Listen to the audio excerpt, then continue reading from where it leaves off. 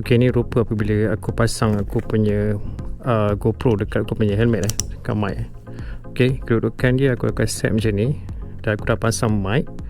Dan ni tanpa wind noise So kita nak dapatkan efek apabila ada wind. And then dia boleh handle tak wind noise. So sebab kebanyakan mic dia akan fail. Dia akan distortion sangat teruk sampai suara tak dengar. Aku harap dengan setting ni dia okay berjaya. Sebab aku nak dapatkan bila aku bisa bawa ride tu, aku boleh sambil tu aku komen dan korang dengar dengan suara aku dengan jelas lah.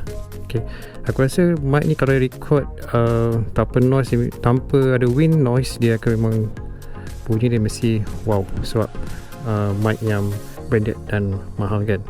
Okay, aku harap projek ni berjaya. Kalau tak berjaya, kita kena adjust lagi lah, tengok macam mana. Okay, nanti aku share result dia.